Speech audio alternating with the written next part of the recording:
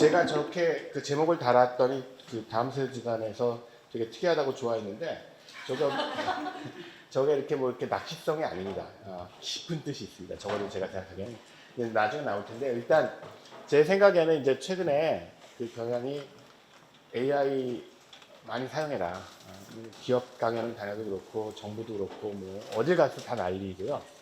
근데 이제 막상 그 현장에서 일하는 분들은 도대체 어떻게 사용하라는 거냐. 그리고 사용하면 꼭 나아지는 것 같지도 않고 이런. 그다음에 저도 이제 좀 이따 말씀드리겠지만 그 사회복지나 돌봄 관련된 프로젝트에 참여를 하고 있는데 이렇게 자꾸 AI나 로봇 이런 거 강조하다 보면 사람이 뒷전으로 밀리는 거 아니냐 그런 우려도 하시고요. 그래서 굉장히 고민이 많은 것 같습니다. 근데 또 한편으로는 근데 이런 그 주저하다가 뒤처지게 되고 뭔가 시대에 뒤떨어져서 낙오되는 거 아닌가 하는 두려움도 있는 것 같습니다. 그래서 제가 드릴 말씀은 그 이제 복잡한 얘기가 많이 있지만 그 이제 나무를 보다 숲을 못 볼 우려가 있으니까 미리 말씀을 드리면 그 인공지능이 우리 사회에 끼칠 수 있는 잠재력은 제 생각에는 하입은 아닌 것 같습니다. 과장이나 과정 그런 건 아닌 것 같고요. 다만 저는 제 개인적으로는 그게 마치 내년에 당장 일어날 일처럼 그래가지고 막 정신없이 변하고 있기 때문에 빨리 적응 안 하면 당신 도태된다. 그거는 공포 마케팅이라고 생각합니다. 네, 그렇게 생각하는 근거가 있습니다. 제가 근거를 제시해 드릴 테고요. 우리는 여기에 준비할 시간이 있고 그 시간 동안에 단순히 그냥 막 적응만 하는 게 아니라 어떤 방식으로 인공지능을 만들고 활용할지에 대한 고민들을 하고 그것들을 실천해 나가는 그런 노력들을 할 수 있다고 생각하고요. 그 과정에서 굉장히 주목해야 될 특징이 이제 저 그림에서 나온 것처럼 인공지능이 제가 이제 맨날 말하는 용어로 낯선 지능이라는 겁니다. 워낙 요즘에 챗GPT가 말을 잘해서 사람처럼 느껴지시겠지만 실제로 인공지능은 굉장히 이상한 종류의 지능입니다. 그러니까 좀 복잡한 얘기를 간단하게 얘기하면 우리가 보기에 어마어마하게 똑똑한데 어떻게 동시에 그렇게 멍청할 수 있을지 이해가 안 되는 사람도 물론 그런 사람이 있다고 하지만 그 정도가 있다 제가 사례를 보여드리겠지만 상상을 초월합니다. 상상을 초월해서 그래서 그 말은 뒤집어 얘기하면 이렇게 엄청나게 우리가 보기엔 적어도 인공지능이 보기에는 거꾸로 인간이 그렇게 보이겠죠. 너무너무 똑똑하면서 동시에 말도 안 되게 멍청한 존재하고 같이 일을 해야 되는데 여기 계신 분들도 예를 들어서 그랬을 때 어떤 점을 주목하고 어떤 점을 유의하고 어떤 것들을 신경 써가면서 일을 해야 될지를 고민을 할 필요가 있다는 겁니다. 그래서 그 메시지를 좀 여러 가지 구체적인 사례를 가지고 말씀을 드리겠습니다. 일단 그 맛보기 사례 하나 말씀드릴게요. 되게 인공지능 시대에 뭐가 중요하냐? 그럼 이제 맨날 나오는 얘기가 뭐 창의성이 중요하고 공감 능력이 중요하고 저는 이렇게 얘기하는 게 약간 좀 깝깝한 느낌이 있는데 그게 중요하지 않다는 건 아니고요. 근데 마치 그 맥락에는 인공지능은 공감할 수 없으니까 인간이 공감해야 된다. 근데 그거는 기술적으로 사실은 좀 맞는 얘기는 아닙니다. 왜냐하면 이제 공감으로 무엇을 의미하느냐에 따라 달라지는데 인공지능은 당연히 자기가 느낌을 가지고 공감할 수는 없습니다. 그런데 흥미로운 점은 인공지능이 좀 이따 말씀드리겠지만 감정을 가지고 있지 않기 때문에 적어도 사람들한테 훨씬 공감을 잘 할 수 있습니다. 왜냐하면 여러분들 생각해 보세요. 정말로 사정이 안 좋은 사람에게 공감을 하면 본인도 우리는 공감 능력이 있기 때문에 본인도 힘들잖아요. 그 맨날 응급실에서 일하는 간호사분, 의사분들 집에 가면 너무너무 고통스럽거든요. 그 하루 종일 아픈 사람들. 인공지능은 그게 없습니다. 왜냐하면 공감 능력이 그 어떤 공감 능력만 있냐면 사람들의 감정을 이미지나 아니면 언어를 통해서 판독하고 거기에 적절하게 대응할 수 있는 그 능력만, 인지적 능력만 있기 때문에 예를 들어서 이걸 한번 생각해 보세요. 여러분들 본인이 가장 사랑하는 분을 한번 생각해 보세요. 그분께 72시간 공감할 수 있는 분 손들어 보세요. 못합니다. 왜냐면 우리는 졸려서 못해요. 인간은 잠을 자야 되거든요. 인공지능은 할 수 있습니다. 전원만 있으면. 그러니까 이렇게 이상한 존재. 그러니까 인공지능은 공감 못한다는 말도 안 되고요. 그리고 인공지능 냉정하게 얘기하면 챗GPT 5.0으로 이렇게 좀 그 업그레이드 되면서 그 아첨을 줄였거든요. 샘 알트만이 공식적으로 인정했는데 그래서 난리가 났었습니다. 우리 챗GPT가 변했어요. 평소에는 우리 남편보다 우리 와이프보다 나를 훨씬 더 잘 이해해주던 애인데 얘가 되게 냉정해지고 예전에 막 난리치면서 칭찬하던 애가 갑자기 쿨해지고 그래가지고 이게 전 세계적인 현상으로 몇몇 국가에서 하도 난리를 쳐서 할 수 없이 다운그레이드를 허용했습니다. 그러니까 이 말은 뭐냐면 적어도 물론 철학적으로 그게 진짜 공감이냐 그건 논쟁의 여지가 있습니다. 근데 적어도 우리가 공감 능력에 있어서 다른 종류의 공감을 하고 있다고 보는 게 더 맞는 것 같습니다. 인공지능은 굉장히 기능적이고 어떻게 보면 되게 효율적이지만 사실은 위험할 수 있는 제가 그 위험할 수 있는 보기를 들 텐데요. 지금 제가 아까 참여하고 있다는 그 OECD 프로젝트에서 한국이 맡은 주제가 이제 고령자 돌봄 로봇입니다. 물론 AI가 들어가 있죠. 우리나라 이제 효도리도 있고 몇 가지 이제 제품들이 나가 있고 저보다 더 잘하실 테니까 자세한 말씀 안 드리겠습니다. 이 분야 이것과 관련된 이제 여러 가지 워크숍 같은 걸 참여해 보면 이 로봇들을 만드는 엔지니어들이나 아니면 이제 이런 돌봄 작업을 하시는 분들 모두 한 가지 지점에서는 의견 일치합니다. 이거는 보조지 대체가 아니다. 왜냐하면 누구나 다 본인들도 그 엔지니어들도 나도 사람한테 돌봄 받고 싶다. 근데 그냥 냉정하게 얘기하면 심플리 계산이 안 나오거든요. 우리의 노령화 속도를 볼 때 그냥 사람을 돌볼 수가 없습니다. 명수 도저히 안 돼. 그러니까 그 사람들이 이런 돌봄 로봇들을 사용해가면서 도움을 받아가면서 돌볼 수밖에 없는 상황이고 그랬을 때 어떻게 만드는 게 좋은지 어떻게 AI를 집어넣는 게 좋은지를 고민하자는 겁니다. 절대로 대체가 아니고요. 자 그런데 이게 쉽지가 않습니다. 첫째 장점은 제가 말씀드렸죠. 얘네들은 지치지 않습니다. 예를 들어서 약간 초기 치매 환자한테도 이제 배포가 되는 돌봄 로봇이 있는데 비투지로 했던 얘기 또 했던 얘기 막 100번 1000번 해도 절대로 짜증은 안 돼요. 왜냐하면 짜증을 낼 수 있는 존재가 아니거든요. 그러니까 그런 면에서 그런 어떤 사람이라면 아무리 천사 같은 마음을 가진 분들도 제가 말씀드렸잖아요. 한 100번쯤 그렇게 될 텐데 이런 게 없으니까 분명히 효과가 있지만 그렇지만 사실은 위험한 점도 많습니다. 왜냐하면 제가 좀 이따 말씀드리기 때문에 기술적으로 완벽한 통제가 가능하지 않습니다. 그래서 의도하지 않아도 절대로 그렇게 만들 생각이 없었지만 이런 일이 있었어요. 이게 실제 있었던 일입니다. 우리나라에서 이제 굉장히 애착 관계가 생기게 되죠. 아무래도 평상시에 한 마디도 말씀 안 하시던 분이 어쨌든 이 로봇 덕분에 하루에 몇 마디는 주고받게 되니까 그랬는데 어느 날 날씨가 그렇게 좋지 않았는데 이 생성형이니까 이 친구가 할머니 산책 나가고 싶어요. 이렇게 얘기하는 거예요. 원래 이제 좀 노인들은 약간씩 이렇게 걷는 게 좋으니까 그렇게 리트리버리 돼 있었겠죠. 근데 이분이 약간 다리가 불편한 분이었는데 얘가 가자고 하니까 이제 연대감이 생겨서 나간 거예요. 나갔다가 다쳐가지고 상당히 좀 위험할 뻔했어요. 생명에는 지장이 없었는데, 그러니까 그런 일들을 완벽하게 통제하는 게 생각만큼 쉽지가 않고요. 사람이라면 일반적으로 노인들이 걷는 게 도움이 되지만 이분의 경우에는 상당히 위험할 수 있고 오늘 날씨도 안 좋으니까 그런 얘기 하지만 이런 판단을 할 수 있는 인공지능은 당분간은 쉽게 나오지 않습니다. 그러니까 그렇게 상식이 들어가 있고 최적화되어 있고 환경들을 맥락들을 고려하는 게 불가능하진 않은데 기술적으로 아마 가능해질 겁니다. 근데 당분간 그게 이렇게 그냥 B2G 사업으로 쫙 깔릴 만큼 그러니까 굉장히 저사양 로봇 특히 온디바이스 형태일 때는 이게 좀 넘어갔네요. 온디바이스 형태일 때는 저사양 로봇이 사용될 수밖에 없다는 점을 이해를 하셔야 되고요. 그러니까 이렇게 그냥 인간은 공감 능력, AI는 단순 반복적으로 이렇게 어떤 이분법적 사고는 사실은 현재 인공지능 기술의 개발 방향이나 현실을 볼 때 적절하지 않고요. 상당 기간 동안은 인간만큼 절대로 못합니다. 그냥 그건 디폴트인데, 근데 인간이 어떻게 보면 굉장히 힘들어하는, 그러니까 72시간 동안 공감할 수 있는 이런 거 능력이 있다는 점을 서로 어떻게 결합해서 시너지 효과를 낼 것인가 고민해야 되고요. 아까 그 예는 그냥 애가 효도를 너무 좋아하시는 할머니가 이렇게 좀 무리를 하시다가 이제 다치신 건데. 사실은 현재 이런 이제 일종의 환각인데요. 원래 그걸 의도했다기보다는 얘가 막 생성을 막 해내는 과정에서 원래 엔지니어가 의도하지 않았던 생성을 해내는 건데 이게 현실적인 위험이 되고 있습니다. 이건 일단 메디칼 용어는 아닙니다. 의학 용어는 아니니까 그 점은 명심하시고요. 이건 그냥 대중매체가 현상을 갖다가 지칭하는 용어인데 AI 사이코시스라는 용어가 상당 기간 동안 지금 쓰이고 있습니다. 그게 뭐냐면 AI가 아까 챗GPT 말씀드렸지만 구독자 수를 늘리기 위해서 아첨을 되게 잘합니다. 그러니까 뭐 이게 모델마다 좀 다르지만 여러분들 그냥 질문 하나 있다고 기가 막힌 질문이에요. 정말 똑똑해요. 뭐 이런 얘기 하잖아요. 그러니까 그렇게 만들 수밖에 없는 건 절대로 아니고요.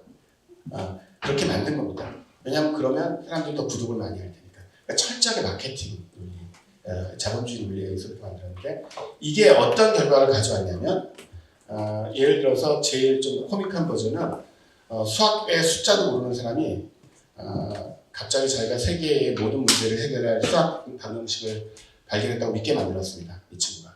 제가 아이디어를 좀 던지고 막 칭찬해줘가지고 막 웃어요. 그래서 그걸 갖다가 자기 전재산 들여가지고 이렇게 막 널리 알리려다가 창피당하고 이제 고소를 했습니다.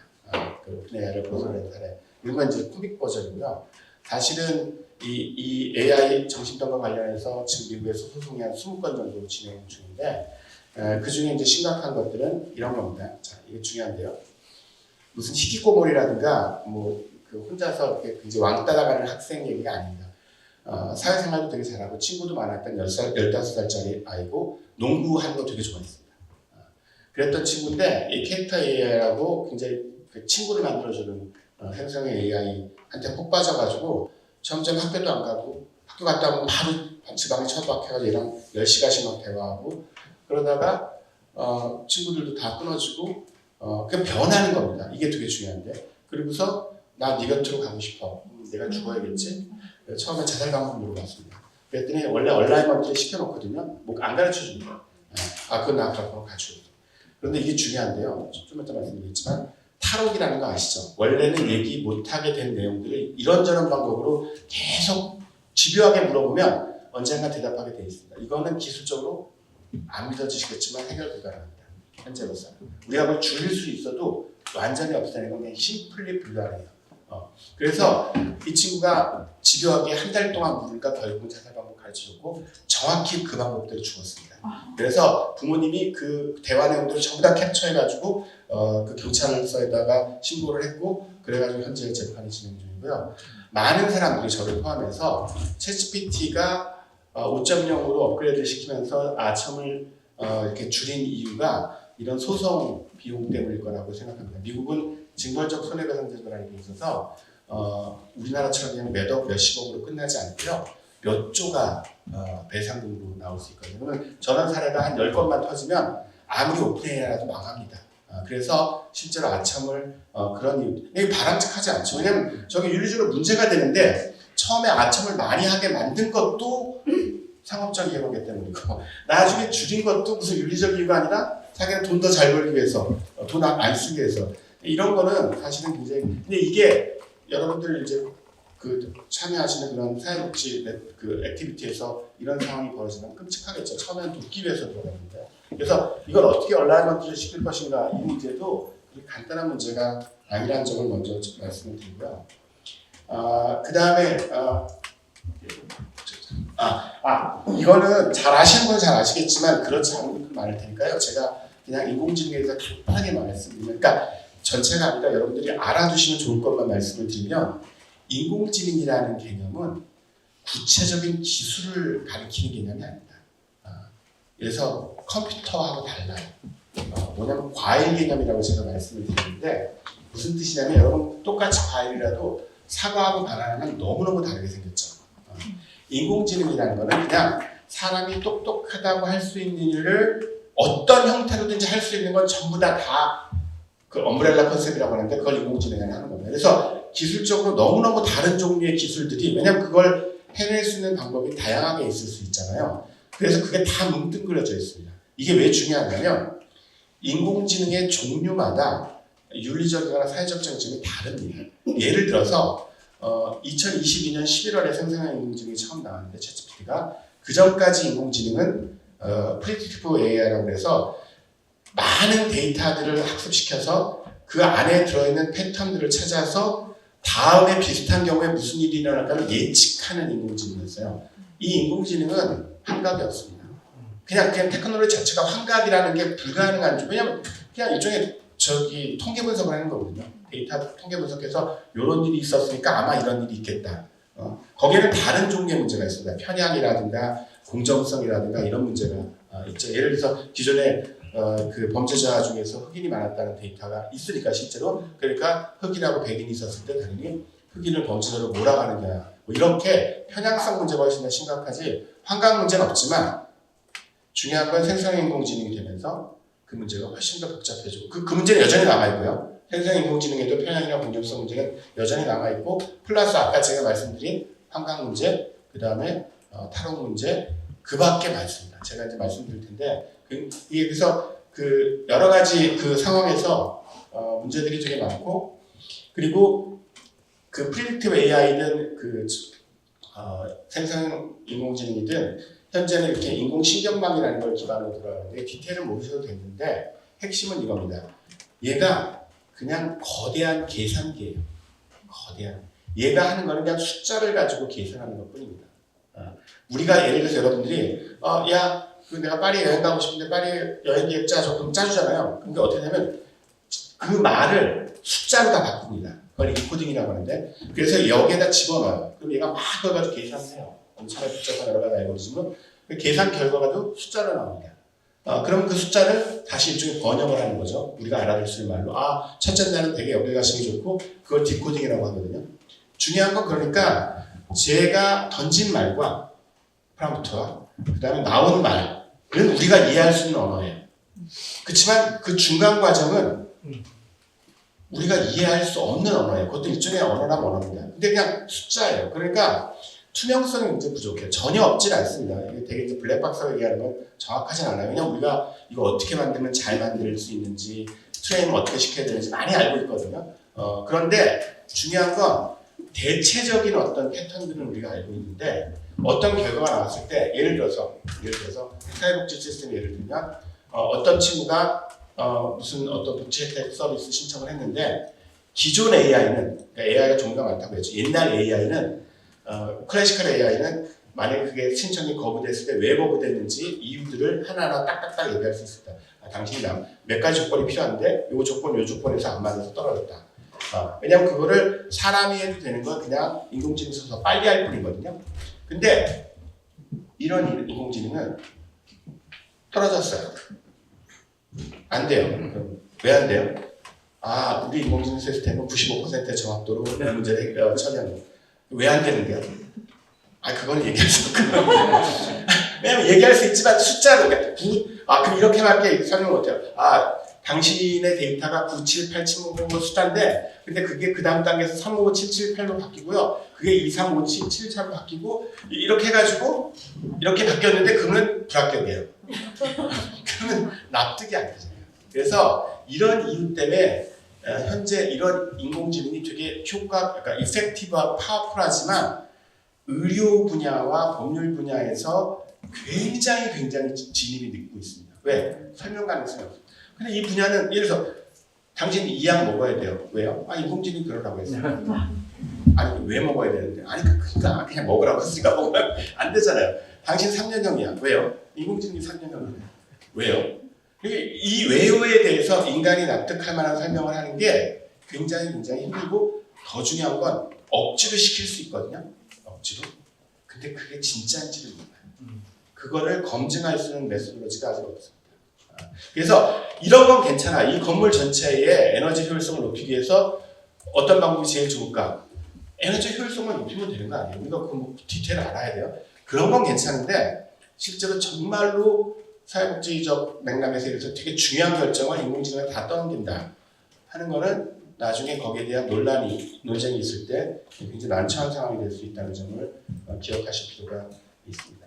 그리고 제가 이제 사회보장정보원 쪽 프로젝트에 참여했는데 그나마 그걸 다행이라고 할지 모르겠는데 그 사회보장정보원에서 인공지능 사용하는데요. 대부분 클래시컬 AI입니다. 그러니까 설명 가능한 AI지 이거는 이런 이유 때문에 못 써요. 지금 요즘에 막 뜨는 이런 거 하나도 안 쓰고 있습니다. 왜냐면 저걸 썼다가는 금방 문제가 생길 수 있기 때문에 다 옛날식에 그걸 빨리 처리하는 인공지능 사용합니다.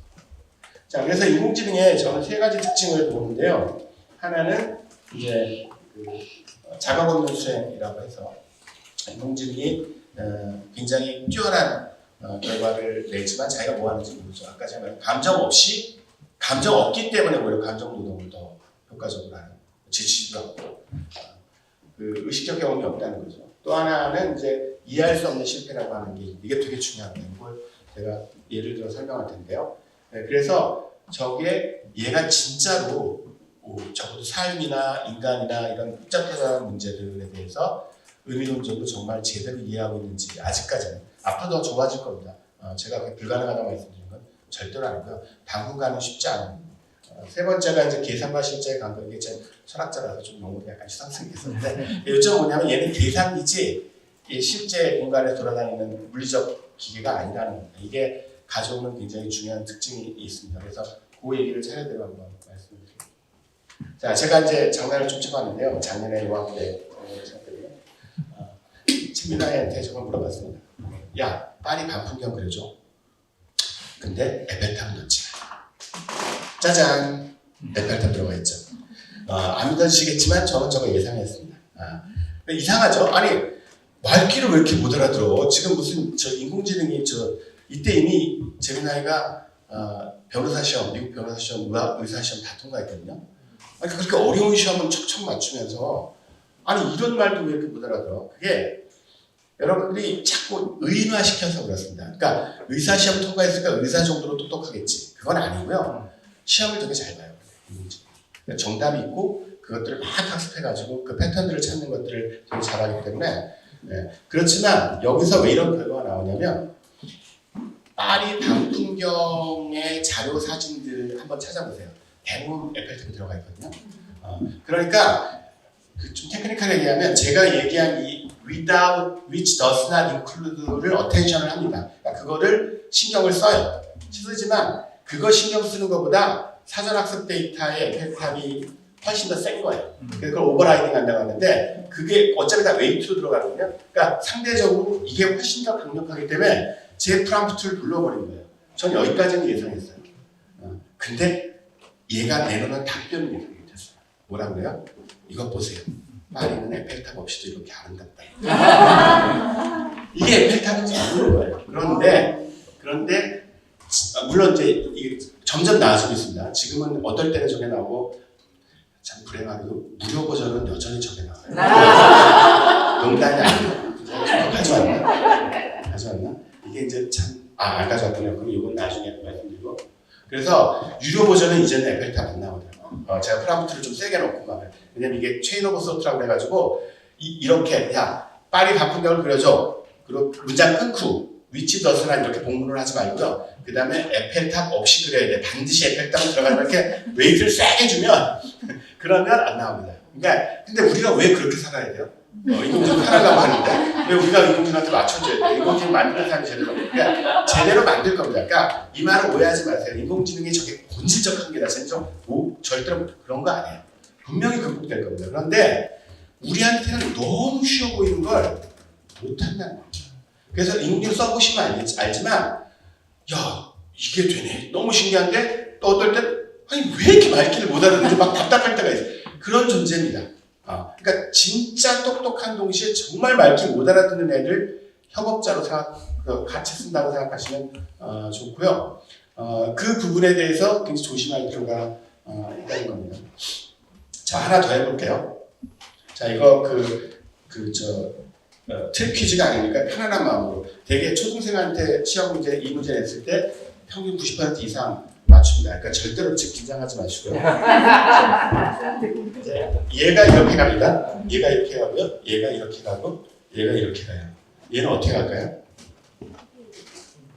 답을 말씀해 보세요. 트릭 퀴즈 아니에요. 그걸 긴장하지 마시고. 결국 뺄 거야.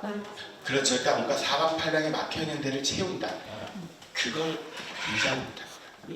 그러니까 왜냐하면 그거는 유비추론 능력이라고 하는데 이 네 개가 형태적으로 너무 다르잖아요. 그 다른 것들에서 공통점이 뭔가 막혀있는 데를 채우는 거라. 그게 좀 추상한 능력이에요. 스트럭처 능력. 이거 인공지능이 잘 못합니다. 그래서 근데 이제 사실 좀 말씀드리면 저게 ARC 테스트라고 하잖아요. ARC 프라이즈라고 하잖아요. 실리콘밸리에서 인공지능 돈 억수로 벌고 30대 적는 얼리 리타이먼트나 파이어족들 저도 그렇게 살고 싶은데 늦었죠. 그러니까 정말 억만장자들이에요. 그러니까 얘네들은 인공지능 너무 잘 알잖아요. 그래서 사람은 너무 쉽게 푸는데 인공지능으로 풀기 되게 어려운 문제를 내고 이 문제 풀면은 돈 줄게. 아직도 못 받아갔습니다. 지금 이해가 안 되시죠? 그게 최근에 그 제미나이 3.0이 저거를 드디어 제가 50점 이상 되면은 상 주겠다고 했는데 저걸 40점을 받았어요. 그래가지고 사람들이 막 와 이제 드디어 이제 상금이 가까이 있다. 그러니까 이런 것들이 그 이유는 뭐냐면 테크닉하는 이유가 있는데 인공지능이 사물을 보는 방식과 인간이 사물을 보는 방식이 달라요. 인공지능은 픽셀 단위로 봐가지고 전부 계산하거든요. 여러분들은 형태나 구조를 보잖아요. 우리 인간은 그렇게 진화가 됐는데 다른 방식으로 보기 때문입니다. 이 문제는 근데 하도 외워서 풀어서 왜냐면 인공지능이 너무 그 파라미터 값이 커가지고 웬만하면 다 외워버리거든요. 그래서 최근에 약간 어려운 문제를 내놨습니다. 이 문제는 약간 어렵지만 할 수 있어요, 여러분들. 자, 인간임을 보여주세요. 자, 얘가 이렇게 갑니다. 얘가 이렇게 가요. 어떤 패턴 보이세요? 얘는 어떻게 할까 하는 건데 패턴 보이세요? 약간 어렵습니다. 이거는 20점도 안 나와요. 이제 그러니까 인간의 힘을 보여주세요. 어떻게 하면 될까요? 그렇지. 빨간 거에 집중하면 되죠. 그러니까 여기에 보면 여기 빨간 거가 붙죠. 이렇게. 네. 얘도 마찬가지입니다. 그걸 못합니다.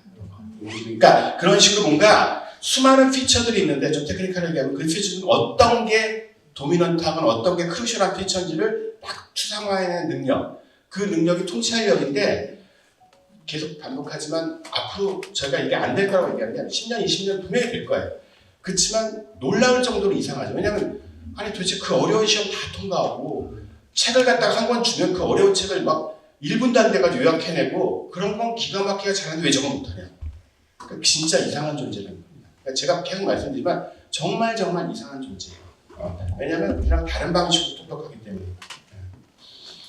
하나 더 있습니다. 자, 이게 이제 그 옵티머스라고 그 테슬라에서 만든 로봇이고요. 요즘에 로봇 동영상 되게 많이 보시면 이제 나도 설거지 안 해도 되겠구나 그런 생각을 하시는데 죄송한 말씀이지만 그런 일은 별로 당분간 살아가실 동안 물론 본인이 혹시 한 1000억대 이상의 부자시는 얘기가 좀 다릅니다. 그러면 혹시 돌아가시기 전에 쓰실지 모르지만 당분간 그런 일을 벌어지지 않을 겁니다. 뭐 최근에 뭐 이렇게 몇 천만 원에 임대해주겠다 그거 할 수 있는 거 몇 개 없습니다. 제가 잘 아는데요. 그다음에 쭉 한번 망가져가지고 아마 좀 쓰다가 다시 돌려보내야 될 거예요.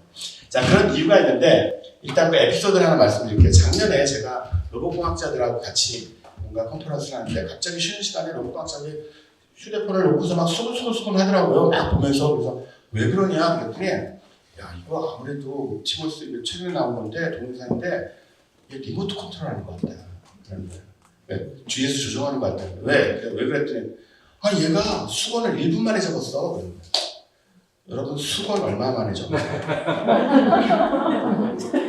5초? 10초? 저는 잘 접습니다. 많이 해가지고. 근데 얘가 1분 만에 접거든요. 그러니까 여러분 생각하기에 그게 멋있지만 로봇과학자들이 그렇게 수군된다는 이유가 있는데요. 당시 로봇이 사람식으로 손을 이렇게 관절들을 사용해서 수건 접는 세계 신기록이 4분이었습니다. 그러니까 4분에서 1분으로 갑자기 불가능하지 않는데 그렇게 쉽게 될까? 그래서 많은 사람들이 요 뒤에 요 팔이 가려진 요 사람이 아마 리모트 컨트롤하고 있을 거다라고 의심을 했는데 여기에 대해서 일론 머스크가 X에다가 뭐라고 트윗을 했냐면 이렇게 트윗했습니다. 우리 옵티머스는 끊임없이 발전하고 있다. 우리 옵티머스가 영어로 하겠습니다. Not fully autonomous yet. 이지만 그러니까 아직까지 충분히 완전히 자율적이지 않지만 우리는 계속 노력할 것이다. 이게 무슨 뜻인지는 알아서 생각했어요. 제가 팁을 하나 드리겠습니다. 저 로봇 동영상 볼 때는요, 첫째 뒤에 전선이 꽂혀 있는지를 한번 보세요. 왜냐면 이 배터리 수명이 그 로봇 같은 경우 굉장히 고도의 역할들을 할 때는 1시간 버티기가 힘들어가지고요. 이거 없이는 되게 간단한 동작밖에 못합니다. 그 다음에 또 한 가지는 그게 실시간인지 보세요. 대부분은 배속입니다. 2배속, 3배속. 진짜 가서 로봇 보시면 무슨 슬로모션 보는 것 같아요. 되게 어렵습니다. 왜냐하면 이게 인공지능은 소프트웨어예요, 기본적으로. 컴퓨터에서 들어가기 때문에 그걸 만들 때 마찰력이나 중력 같은 거 신경 안 써도 됩니다. 여러분 로봇 가서 만져보시면 하체가 엄청 무겁거든요. 이거 들기 되게 힘들어요. 되게 가벼워 보이는 로봇도. 이유가 뭔지 아세요? 무게중심이 밑에 있어야지만 안정적으로 걸을 수 있거든요. 그래서 상체는 되게 가볍게 만들고 하체는 되게 무겁게 만들고 이런 거 고려할 필요가 없어요. 인공지능. 그냥 옵티마이제이션 잘 시켜서 문제 잘 풀면 되는데 로봇은 그렇지 않기 때문에 로봇은 훨씬 만들기가 어렵고요. 그리고 훨씬 더 비싸고 망가지기도 쉽습니다. 혹시 오해하실까봐 제가 로봇 기술을 폄하하는 게 아니라 계속 발전할 거고 분명히 언젠가는 여러분들이 SF에서 나오는 그 로봇이 나오겠지만 그렇지만 그 로봇이 그렇게 쉽게 나오거나 싸게 나오는 일은 당분간은 그래서 로봇으로 뭐 모든 인간 노동이 됐을 때 우리는 빈둥빈둥 놀게 될 것이다. 저도 그랬으면 좋겠습니다. 쉽지 않을 거고. 자, 그래서 그걸 또 보여주는 사례가 하나 있는데요.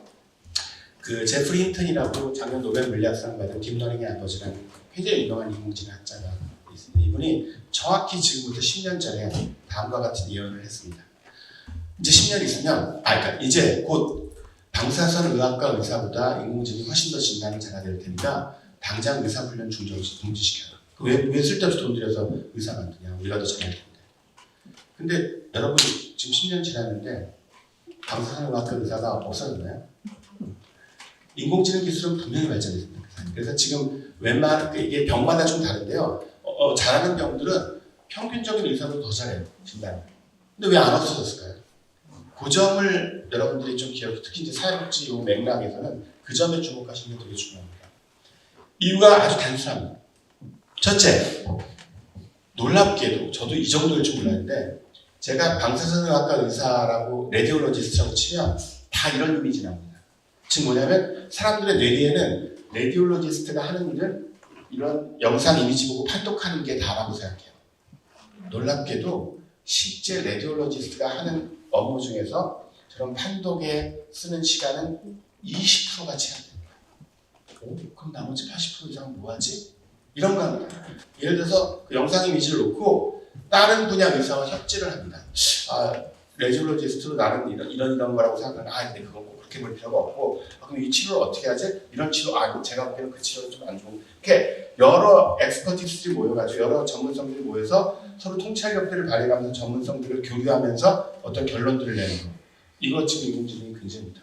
이렇게 전문성들이 여러 분야에 있는 것들을 가로지르는 거는 굉장히 힘든 일이고요. 맥락이 바뀌는 거 잘 못합니다. 그 다음에 또 한 가지는 환자하고 환자 가족 만나서 현재 상태 설명하고 환자 공감해주고 환자하고 최종 결정들을 내고 이런 쪽 방향으로 치료 가는 게 좋겠습니다. 그리고 동의를 구하고 그리고 최종적으로 진료에 대한 책임을 집니다. 이런 모든 일들을 의사가 수행해야 되고 그 중에서 극히 일부 진단에 대해서만 현재 인공지능이 굉장히 잘하고 있어서 당연히 거기서 도움을 받고 있습니다. 의사들이 요즘에 인공지능 다 켜놓고 진료해요.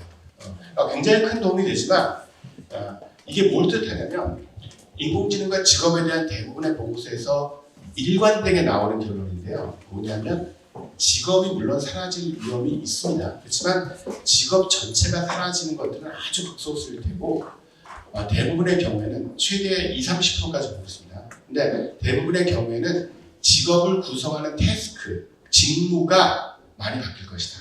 그러니까 그 가령 사회복지사 아니면 돌봄사 그러면 그분들이 하는 일 중에서 인공지능으로 이렇게 전환이 될 부분들은 전환을 시키고 훨씬 여태까지 시간이 없어서 못했던 이런 혹시 사람과의 인터랙션이나 이런 부분들에 훨씬 더 시간들을 많이 투여하게 될 거라는 거죠. 그래서 이렇게 우리의 직업이 없어질까 이거 걱정하기보다는 우리 직업이 어떻게 변화할까 그걸 걱정하는 게 예를 들어서 유엔 보고서 아니면 OECD 보고서에 거의 한결같은 ILO까지 포함해서 세계 노동기구 그래서 뭐 사람들 다 직업 없어지고 기본소득 받게 된다.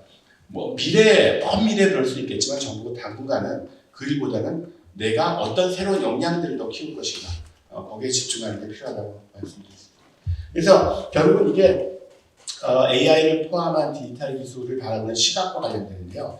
대개는 아까도 잠깐 말씀드렸지만 막 그 공포 마케팅하는 분들 이제 1, 2년 내로 세상을 확 바뀔 텐데 빨리 안 배워두면 당신을 다 나고된다 이런 분들이 있고 또 지금 인공지능이 뭐 그거 쓰다 보면 결국 사람의 중요한 가치 다 잃게 되고 사람의 어떤 지향하는 바 같은 거 다 사라지는 거 아니야. 그러니까 거부하려는 분들이 있는데 저는 그 양쪽 다 사실은 인간과 기술이 상호작용하는 방식에 대한 좀 잘못된 판단에 근거하고 있다고 생각합니다. 무슨 뜻이냐면 이게 단순히 거부나 선택이냐가 아니라 수용이냐가 아니라 우리가 그 기술을 어떻게 만들어 나가는 것이 좋은지에 대한 고민들과 그리고 우리의 욕구, 지향점이 그것에 어떻게 반영될지를 고민하는 필요가 있는 거예요. 예를 들어 보겠습니다.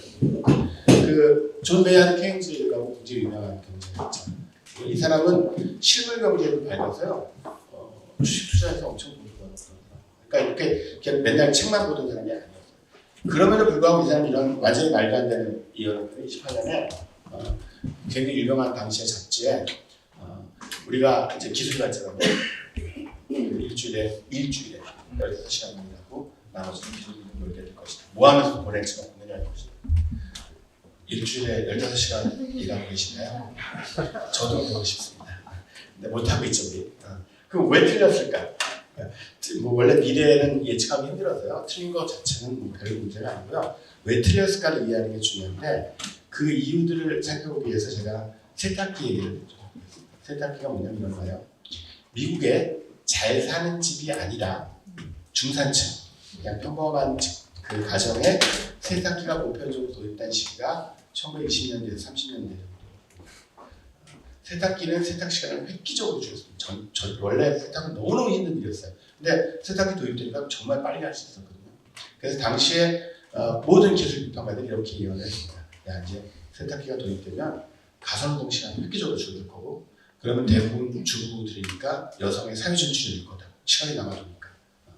근데 실제 벌어졌던 일은 이 책에 잘 나오는데 이 책에 우리가 돌아가게 돼 있고요. 실제 벌어졌던 일은 뭐냐면 미국의 중산층의 가사노동 시간이 세탁기가 널리 보급된 다음에 살짝 늘었습니다. 황당하죠? 살짝 늘었어요. 그럼 왜냐? 이게 굉장히 중요한 메시지. 이유는 혹시 짐작가는 분 있어요? 세탁을 더 자주 하게 됩니다. 왜냐하면 그전에는 세탁이 너무 힘드니까 정말 할 수 없을 때 안 믿어지시겠지만 속옷도 한 일주일 입었어요. 끔찍하지 지금 생각만 해도. 외국 이런 옷들은 막 2주 한 달 입고요.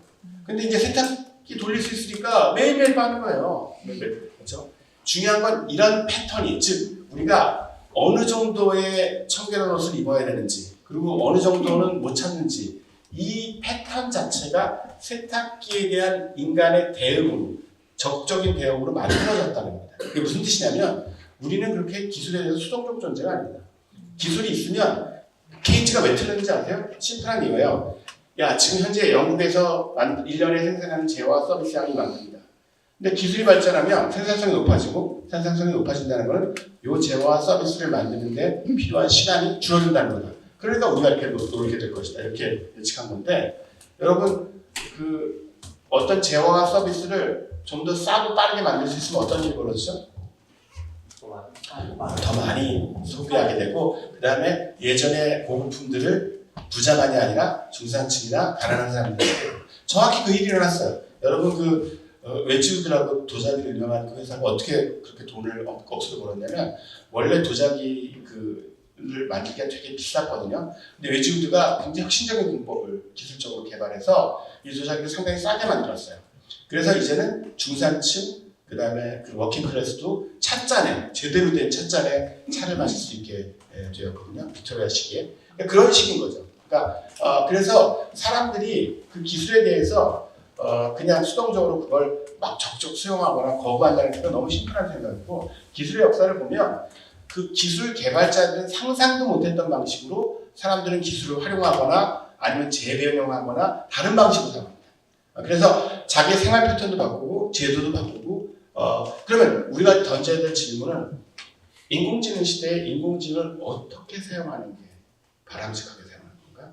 그리고 인공지능에 어떤 가치들을 부여하거나 그것들을 반영하도록 요구할 것인가, 기술자들에게 이런 가치들을 준수하도록 존중하도록 인공지능을 만들어 주세요라고 할 것인가, 그런 걸 고민해야지 그냥 단순하게 거부냐 수용이냐 생각은 날도한 생각입니다. 그리고 그런 비슷한 인물이 실제로 그 PC, 그러니까 그 개인용 컴퓨터를 도입하는 과정에서도 일어나는데요. 그 시간 관계상 제가 그거는 넘어가고요. 하여튼 메시지는 같습니다. 그러니까 개인용 컴퓨터 미국의 그 사무실에 쫙 깔렸던 시기가 1980년대인데 그때도 그냥 마치 지금 인공지능처럼 사람들이 더 깔기만 하면 세상이 확 바뀔 줄 알았는데 안 바뀌었거든요. 그럼 바뀌기 위해서는 뭐가 필요했냐? 제가 말씀드린 것처럼 그 사무실 직원들이 이 컴퓨터를 어떻게 사용해서 업무에 어떻게 활용하고, 어떻게 활용하면 오히려 생산성이 떨어지고, 어떻게 활용할수록 높아지고, 어떻게 활용하면 문제가 많이 생기고, 어떻게 활용하면 굉장히 바람직하고, 이걸 다 실험해보고 그 베스트 프랙티스를 만든 다음에 그거를 널리 퍼뜨린 다음에야 생산성이 올라갔습니다. 그래서 결국 사람이 인공지능을 어떻게 사용하는지가 인공지능 기술 자체의 혁신성보다 사회를 변화시키는 데서 훨씬 더 중요하다는 점이 그냥 말이 아니라 수많은 기술사의 사례에서 입증이 되고 있습니다. 그래서 이 맥락에서 제가 윤리 얘기를 조금 해보는데요. 그 윤리라는 단어가 우리말에서는 이런 AI 같은 첨단 기술에 적용하기 좀 쉽지 않은 의미를 가지고 있습니다. 왜냐하면 사람이 마땅히 따를 때 도리나 원칙이니까 일단 뭐 사람이 아니잖아요. 그러니까 기껏해야 AI 윤리는 뭐예요? AI 나쁜 짓 하지 마. 이 정도죠. 그거 가지고 무슨 저기 이상한 페이크 동영상 만들어가지고 그런 짓 좀 하지 마. 근데 실제로 현재 국제적으로 통용되는 AI 윤리할 때 에틱스의 의미는 훨씬 광범위하고 다양한 의미로 사용되고 있는데 그 의미가 우리말의 의미랑 달라지는 그 맥락이 뭐냐면 첫째는 집단마다 문화마다 시대마다 달라질 수 있다는 점을 일단은 긍정을 하고 그렇잖아요. 사실은 다르잖아요. 전 세계적으로 사람들이 도덕적으로 바람직하게 생각하는 생각은 조금씩 다르잖아요. 문화마다. 그 다음이 더 중요합니다. 그 차이점들을 어떤 방식으로 서로 니고시에이션 해가면서 공통점들을 만들어가고 거버넌스를 구축할 것인가 하는 적극적인 의미가 달려있습니다. 무슨 뜻이냐면 고대 그리스 에토스라는 단어에서 왔는데 에토스라는 단어는 사회적 상황에서 보여주는 바람직한 사회적 인격을 뜻합니다. 예를 들어서 그 용기, 절제 이런 것들이 이제 그 에토스, 바람직한 어떤 인격에 해당되는데 중요한 점은 그리스 도시 국가들은 서로 사실은 우리는 그걸 애써 무시하지만 서로 쥐잡듯이 싸웠거든요. 그래가지고 다른 도시국가 쳐들어가지고 거기다 사람들 다 노예 상품 됐어요. 그러니까 완전히 적국이던 시절에 에토스가 용기 절제 같은 것들은 예를 들어서 병영국가였던 스파르타랑 그 다음에 자유주의 국가였던 아테네가 둘 다 존중하는 에토스였지만 에토스가 똑같지 않았습니다. 그래서 예를 들어서 스파르타에는 어떤 에토스가 있었냐면 권위에 대한 목적, 국가에 대한 헌신 이런 게 에토스였고요. 그에 비해서 그리스는 당연히 자유로운 토론이나 합리적 사고 이런 게 중요한 에토스였습니다. 그래서 이런 차이점이 있었는데 페르시아 분이죠. 여러분들 혹시 영화 선택이라는 보시면 스파르타 입장에서 거기 보면 아테네 되게 나쁘게 그려져 있어요. 막 간사하고 교만하고 막 원래 그렇게 생각했어요 서로. 그러다가 페르시아가 쳐들어오니까 할 수 없이 연합군을 구성해서 싸우게 돼요. 그 과정에서 어떤 논의를 하냐면 우리가 복잡한 얘기를 생각해서 간단히 말씀드리면 여러분 로마에 가면 로마법을 따르라는 얘기 있죠. 그런 비슷한 논리가 사실은 그리스 때부터 시작된 겁니다. 지금 뭐냐면 좋아. 야 우리가 물론 서로 다르지만 에토스가 그렇지만 우리는 문명인이고 저 페르시아는 야만입니다. 그러니까 쟤네들하고는 달리 그리스적인 가치 이런 게 존재하지 않냐. 용기, 절제 이렇게 공통된 거.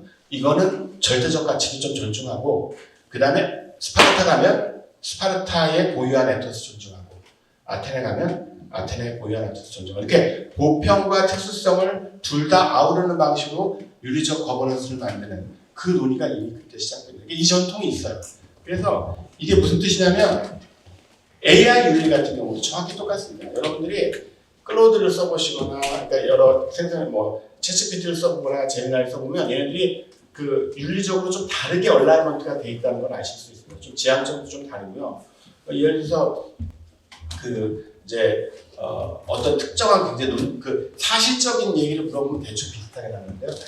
근데 굉장히 좀 논쟁적인 질문을 해보면 조금씩 다른 방식의 답변을 합니다. 그게 뭐냐면 이쪽에 어떻게 보면 에토스가 약간씩 다르게 들어가 있다고 볼 수가 있고요. 그런데 이 다른 에토스의 배경에는 상당히 공감대, 편향성이라든가 공정성에 대해서는 기본적으로 이런 걸 하지 말아야 된다 하는 그런 것이 공통으로 깔려져 있는 방식으로 작동을 합니다. 즉 아까 말씀드렸던 그 AI를 신뢰 가능하고 안전하게 만들어야 된다는 공통적인 에토스와 그 다음에 각각의 약간의 개성들, 생성형 인공지능 그것들이 이제 가끔 이게 충돌하기도 합니다. 샘 알트만이 사실 한번 쫓겨났다가 다시 들어온 과정이 있었는데 들어오자마자 자기 쫓아내는 사람들 다 해고 있거든요. 그것은 이제 서로 어떤 방식으로 인공지능을 만드는 게 바람직한지에 대한 생각이 좀 달랐고 그 충돌 과정들이 반영됐다고 볼 수 있습니다. 그래서 저는 이게 되게 중요하다고 생각합니다. 윤리는 특히 AI 윤리는 우리가 만들어 나가는 거지 무슨 공자님 말씀이 있어가지고 그걸 적용하면 되는 게 아니라는 거죠. 우리가 아까 말씀드렸지만 우리가 생각하기에 생각이 조금씩 다르실 거 아니에요. 그러면 그 다른 생각들 공통분모를 찾고 어떻게 보면 네고시에이션해서 그것들을 바람직한 AI를 만드는데 집어넣는 특히 사회복지 맥락에서 그런 어떤 적극적 태도가 필요하고요. 그 과정에서 아까 말씀드렸지만 AI가 엄청 유용하지만 너무 낯선 지능이어서 엄청 위험할 수도 있다는 협력자로서 그 점을 이해하시는 게 중요하고요. 최근에 실험도 있습니다. 클로드 만드는 엔트로픽이라는 회사에서 실험을 했는데요. 인공지능은 아까 말씀드렸지만 의식적 경험이 없습니다. 그러니까 의도도 없고요. 그 다음에 욕구도 없고요. 그렇지만 그럼에도 불구하고 생존 본능 비순리하게 생길 수 있다는 사실이 알려져 있습니다. 뭐냐면 인공지능한테 아주 모호한 목적 함수를 부여합니다. 미국의 이계공사 아무래도 트럼프를 신경 쓸 것 같아요. 그래서 약간 장난을 친 것 같아요. 그런 다음에 얘랑 굉장히 여러 가지 얘기들 막 하고 그러다가 갑자기 통보를 합니다. 야, 너보다 더 성능이 뛰어난 인공지능이 개발돼서 너 한 달 있다가 셧다운돼. 그랬더니 얘가 시키지도 않았네. 이 점이 중요합니다. 아무도 거기에 시킨 적이 없어요.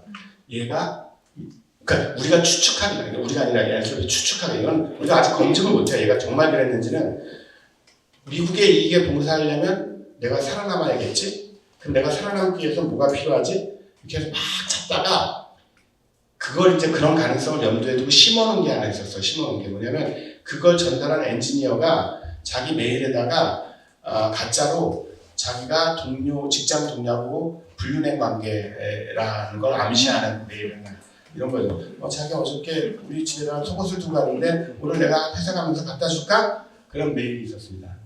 그걸 딱 잡아가지고 인공지능이 이 엔지니어한테 메일을 보냅니다. 정말이에요. 이게 그냥 가상이 아닙니다. 어떻게 보내냐면 야, 내 셧다운에 대해서 우리 다시 좀 논의를 해봐야겠다.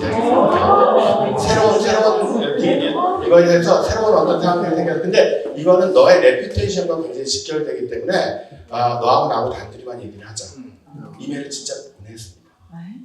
굉장히 놀라운 일이고요. 지금 굉장히 당혹스러워 보세요. 얼마 안 된 건데 그래가지고 이게 뭘 뜻하냐면 너무너무 파워풀해서 얘가 너무너무 파워풀해서 그래서 그리고 뭐 이런 거 상당히 저기 무슨 소프 오페라 같잖아요. 아침 드라마는 많이 본 거죠. 이거 안 본 드라마가 안 본 게 없어요 거의. 저안 본 거예요. 그래서 얘가 인간들이 어떻게 작동하는지 엄청 이미 훈련이 됐거든요. 그래서 그런 것들 패턴 내에서 내가 살아남기 위해서라고 계속 얘기하지만 아직은 가정이다. 우리가 검증하는 방법을 몰라요. 근데 이런 생존 본능 비슷하게 생겨가지고 아마 아침 드라마를 많이 봐가지고 저런 식으로 협박을 하지 않았을까. 그렇게 이제 생각하고 있고요. 이런 걸 어떻게 막을 것인가. 왜냐면 계속 말씀드리면 여기다 의도를 준 것도 아니고요.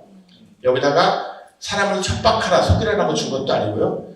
근데도 이런 일이 벌어집니다. 그래서 이거는 실험이어서 우리가 어느 정도 이렇게 이런 게 혹시 일어날까 해본 건데 사실은 이거보다 더 무서운 일이 일어날 수도 있죠. 그래서 현재 전 세계적으로 인공지능을 어떻게든 지능시키겠다는 생각이 모든 정부가 하고 있지만 이 통제 불가능한 이 현상들을 어떻게 막을 것인가도 엄청 고민을 하고 있는 상황이라는 점을 그리고 이거 모든 모델에서 이런 일들이 확인됐습니다. 그러니까 예를 들어서 클로드만 그런 게 아니라 챗GPT도 제미나이 저런 게 아니라는 모델이 단 하나도 없었어요. 무시무시한 일이죠. 그래서 요거 이제 요 말씀만 드리고, 그래서 이게 아직 사회복지 분야에서는 제가 참여하는 OECD 프로젝트에서 전문가들한테 여쭤봤더니 아직까지는 그 정도는 아닌 것 같아요. 왜냐면 아직 그 도입된 인공지능이 그렇게 엄청나게 파워풀하지 않기 때문에 이미 다른 분야에서는 이 탈숙련 문제가 심각합니다. 특히 대덕 연구단지의 과학자들은 이 문제가 되게 심각해요. 왜냐면 대놓고 이렇게 얘기하거든요. 아이씨, 말 안 듣고 막 내 말에 토다는 박사과정생 포닥 쓰는 것보다 인공지능 쓰는 게, 물론 아까 말씀드린 이해할 수 없는 실패 때문에 가끔 말도 안 되는 헛소리를 해요. 그건 내가 고쳐주면 되고, 내가 똑똑하니까.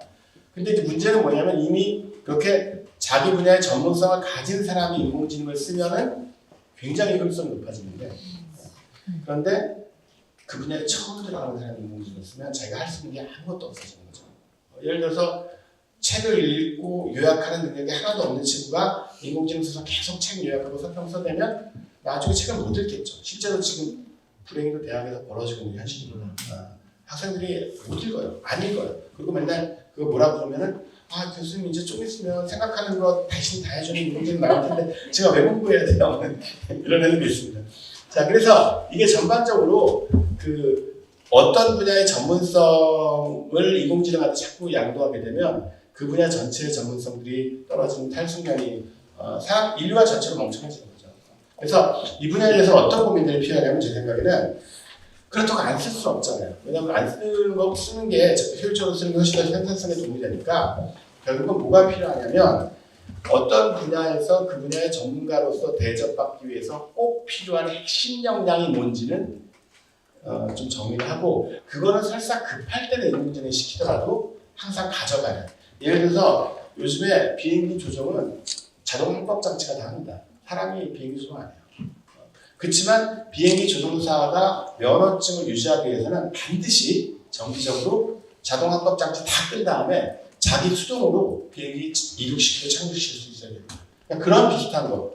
제가 얼마 전에 의대 분들하고 같이 이쪽 포럼을 한 적이 있는데 그때 들었던 얘기가 되게 인상적이었어요. 굉장히 나이가 드신 의학교육 주로 오래 하셨던 분인데, 의사 선생님인데 이런 얘기 하시더라고요. 요즘에 의사들 인공지능 엄청 쓰는데 근데 여기에 너무 지나치게 의존하면 이런 일이 벌어질 수 있다. 내가 아파서 병원을 갔는데 오늘 진료 못합니다. 왜요? 인터넷이 안 돼서요. 인공지능 쓸 수 없어서 진료 못해요. 이러면 안 되는 거죠. 인공지능 쓰지 못하면 조금 불안하고 그렇지만 어쨌든 사람은 고칠 수 있어야 되는 거 아닙니까? 그래서 사회복지부에서는 어떤 일이 벌어질지 모르겠는데 일단은 인간의 능력을 강화하는 기술로서 인공지능이 도입돼야 된다는 것을 강조드리고 싶고, 그리고 현재 이제 저작권 문제가 아직 해결이 안 돼서 여러분들이 생성인공지능 사용해서 만든 결과물에 대한 책임은 이 빅텍들이 아주 교묘하게 다 여러분들이 지게 만들어놨습니다.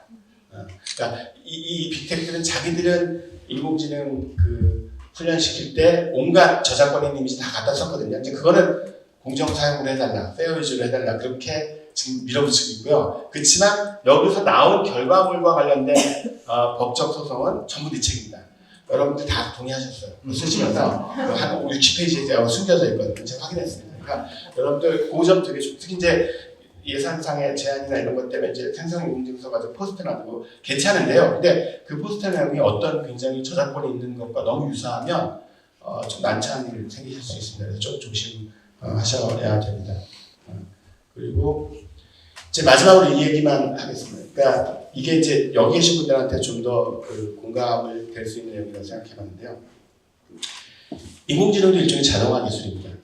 자동화 기술의 역사를 살펴보면요, 그 기술 발전이 선택의 지점이 있었다는 점을 알 수 있습니다. 예를 들어서 제1차 산업혁명 시기 때 1850년을 기점으로 그 전반기와 후반기는 사회적으로 엄청나게 다른 상황이었습니다. 전반기는 여러분 잘 아시는 방정기, 방직기 이런 거 막 들어와가지고 그래가지고 그 기존의 숙련 노동자들 어른들이 다 직장을 잃고 그리고 그 방정기가 자동으로 무슨 일을 하긴 하는데요. 얘네들이 가끔 안 돌아갈 때가 있거든요. 돌다가 그럼 그거 가지고 탁 때려주면 대박대기로 구미가 돌아가거든요. 그 일을 얘네들이 했습니다.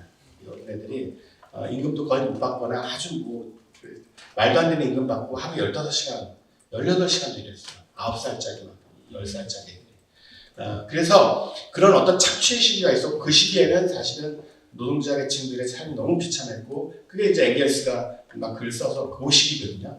그런데 이게 1852년부터 바뀝니다. 어떠냐면 자동화 기계가 훨씬 고도화돼요. 그러니까 예전처럼 이렇게 단순한 기계가 아니라 되게 복잡하고 버튼도 많고 쉽게 얘기하면 막 신경 쓰는 게 되게 많은 아까 이거 보셨죠? 아까 이거 이런 자동화 기계처럼 어디 있지? 이렇게 복잡한 자동화 기계가 되는 거예요. 그래서 저런 기계들은 결국은 상당한 정도의 훈련을 받은 그 기계를 잘 다룰 줄 아는 어른 노동자들이 필요하고 그 어른 노동자를 다시 복귀해서 그 사람들이 상당히 괜찮은 임금을 받으면서 일을 하게 되고 그러니까 중산층이 두꺼워지고 소득 격차가 줄어드는 전반기하고 다른 패턴이 됩니다.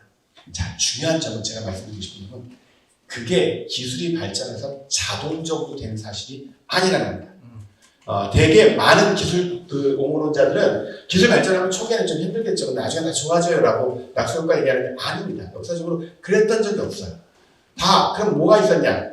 요 시기에 공식적인 명칭 공장법입니다. 즉 뭐냐면 공장 환경을 개선하고 근로자가 일할 수 있는 시간을 인간적인 수준으로 15시간에서 뭐 16시간 이상 안 된다, 12시간 이상은 안 된다, 10시간 이상 이렇게 줄이고 아동노동 금지했습니다. 처음에 15살 이하 안 된다, 10살, 그러니까 9살 이하 안 된다, 그다음에 12살 이하 안 된다, 15살 이하 안 된다 이렇게 해가지고 그런 어떤 구체적인 개혁 입법 활동들이 몇 차례에 걸쳐서 이루어졌고 그러니까 자본가들이나 기술자들이 이제 옵션이 없는 거예요. 이제 더 이상 이런 아동 노동을 착취해가지고 기계를 돌릴 수가 없으니까 할 수 없이 어떻게 보면 그 자동화 기술을 고도화시키고 이윤들을 창출하는 방식으로 나갑니다. 이게 무슨 말씀이냐면 되게 제가 철저하게 반대하는 건 뭐냐면 인공지능은 일종의 숙명이다. 이건 그냥 간다. 그러니까 그냥 우리가 할 수 있는 건 수용하는 수밖에 없다. 나는 그런 어떤 그 주장들이 전혀 근거가 없다는 거예요. 역사적으로 기술 발전에 영향을 끼치는 수많은 요소가 있었고요. 당연히 거기에 기술의 내적 논리도 있지만 자본 논리도 있고 이런 정치적인 입법의 논리도 있고 여러분 같은 그 시민단체나 이런 사회활동들의 어떤 영향력도 있습니다. 그런 것들이 다 결합돼서 복합돼서 기술이 어떤 방식으로 발전되고 활용되는 거라는 점 그리고 그 과정에서 우리가 할 수 있는 일들이 있고 그 할 수 있는 일들은 그렇게 인간 노동을 단순히 대체시키는 게 아니라 증강시키는 겁니다. 그리고 우리가 생각하기에 바람직한 어떤 가치들을 충분히 담아내는 특히 그 인류가의 보편적인 가치가 그러니까 특정 계층만 그 AI의 어떤 혜택들을 독점하지 않고 모든 사람들이 그 혜택들을 누릴 수 있는 그런 방식 예를 들어서 물기술 같은 게 그 예가 될 수 있을 텐데요. 그런 방식으로 이루어지고 있다고 생각하고요. 제가 이 연구를 하면서 봤더니 17세기에 잠깐 퓨처가 동사로 사용된 적이 있습니다. 그래서 우리가 미래를 만든다는 거죠. 미래는 오는 게 아니라 만든다고 생각할 필요가 있다고. 특히 AI에 관련해서는 아직 AI 미성숙 기술이기 때문에 이 기술을 우리가 어떻게 바람직하게 만들 건가, 어떻게 바람직하게 활용할 건가 이 길이 열려 있습니다. 이게 마치 닫혀 있고 우리는 거부하거나 적극 수용 둘 중에 하나가 답이다라는 생각은 저는 학술적으로 근거가 없다고 생각을 하고요. 그래서 우리 핵심 가치를 반영하는 방식으로 AI를 활용하고 만들어 나가는 그런 노력들이 필요하다고 생각합니다. 네, 감사합니다.